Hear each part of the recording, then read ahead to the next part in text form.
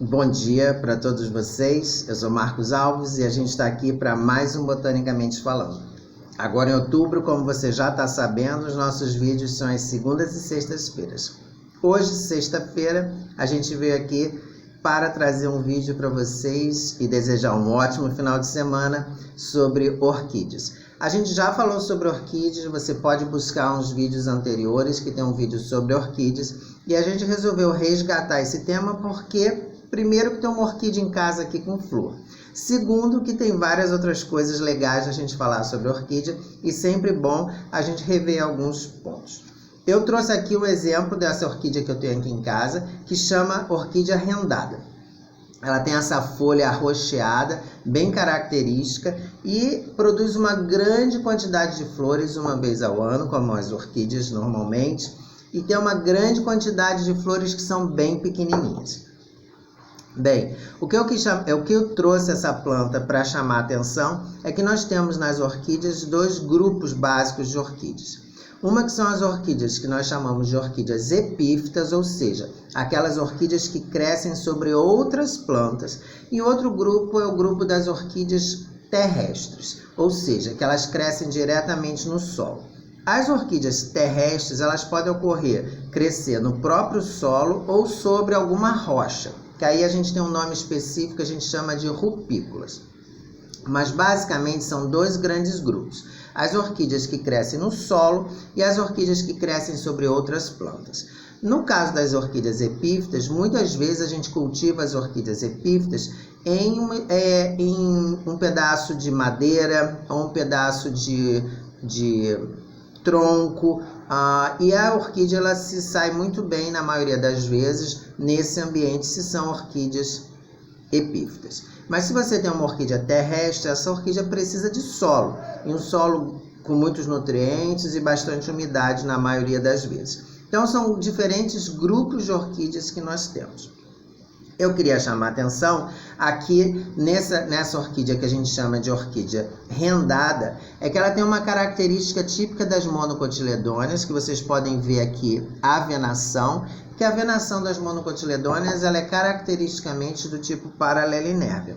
Então isso é uma coisa que ajuda a gente a reconhecer se um grupo é das monocotiledôneas, como é o caso das orquidáceas. As orquidáceas, então, elas têm uma estrutura característica das monocotiledôneas, que são as flores trímeras, flores com 3 peças. Claro que essa florzinha aqui, que é tão pequenininha, é quase impossível da gente ver no vídeo porque ela é trímera. Mas quem tiver essa orquídea rendada em casa, repara nas flores e você vai observar que tem 3 sépalas, que são as mais externas, e tem uma estrutura mais interna, que são 3 peças, sendo uma delas uma que tem maior destaque, que no caso é o labelo. Eu vou mostrar aqui, ó, essa amarelinha aqui, onde está essa região aqui. Aqui a gente tem a estrutura que a gente chama de labelo. Óbvio que isso é mais fácil da gente reparar nas orquídeas que são grandes, mais bonitas, mais vistosas. Eu gosto muito dessa rendada por causa da cor das flores, branca, e também por causa da cor das folhas vináceas. Mas eu trouxe uma outra orquídea que tem aqui em casa, que é uma orquídea que a gente chama de Vanda, conhecida como Vanda, que inclusive é o gênero dessa orquídea. É uma orquídea típica, uma típica orquídea que é epífita, e as raízes ficam todas expostas. Ela absorve os nutrientes através das raízes. Então vou mostrar aqui, pegando a Vanda, com todo cuidado, porque tem gente aqui em casa que tem ciúme das plantas. Então aqui, essa é comercializada, então repara que tem essa caixinha e todas as raízes aqui expostas, a gente tem que borrifar com água e, obviamente, fertilizante. Aqui as folhas, bem características de monocotiledônea, e a inflorescência. Lembrando, inflorescência é o conjunto de flores. A gente tem várias flores vistosas, grandes, bonitas, de Vanda. Repare aqui um detalhe da flor, e aí eu quero chamar a atenção do que a gente chama de flores trímeras. Repare que tem 3 estruturas, vamos botar aqui para não... Aqui, ó, 1, 2 e 3 por baixo. Então, a gente tem 3 que forma o cálice, que é a mais externa. Essa daqui com essa daqui, levantar, são as pétalas. mostrando bem aqui, e que forma junto com o labelo a terceira pétala. Então as monocotiledôneas, elas têm, deixa eu ajeitar aqui para mostrar bem, para não confundir, porque senão minha mãe vai dizer que eu faço o vídeo e não mostro direito as plantas, né? Minha mãe já falou isso.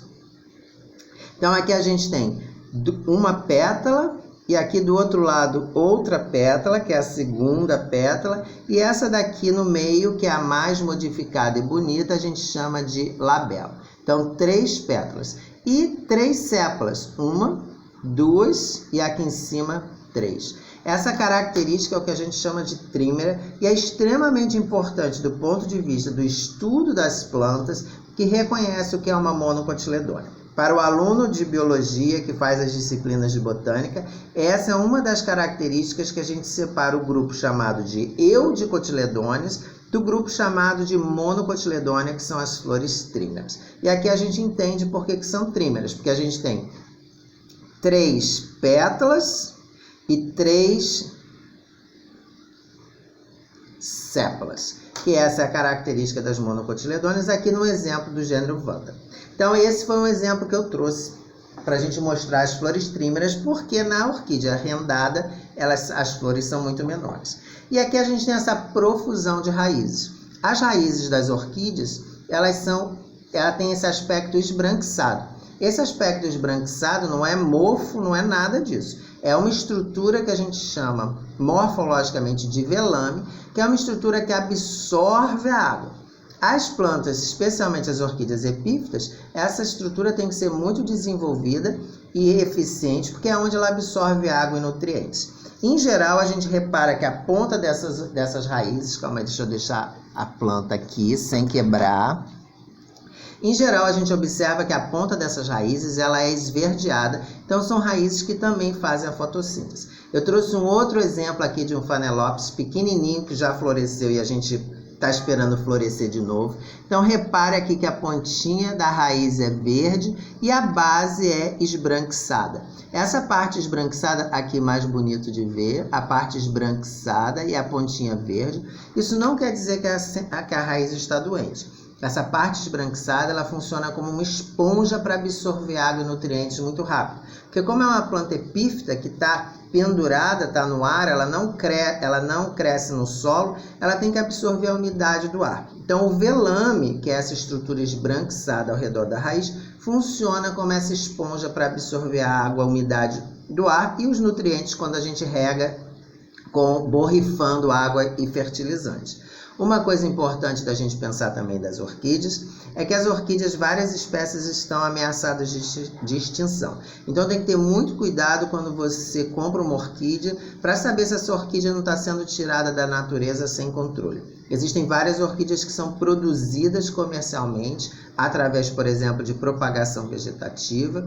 E isso é legalizado, mas tem orquídeas que são extraídas da natureza sem autorização e faz com que muitas dessas espécies estejam ameaçadas de extinção. Então a gente vai ficando por aqui com o vídeo de hoje, sexta-feira, falando das orquídeas.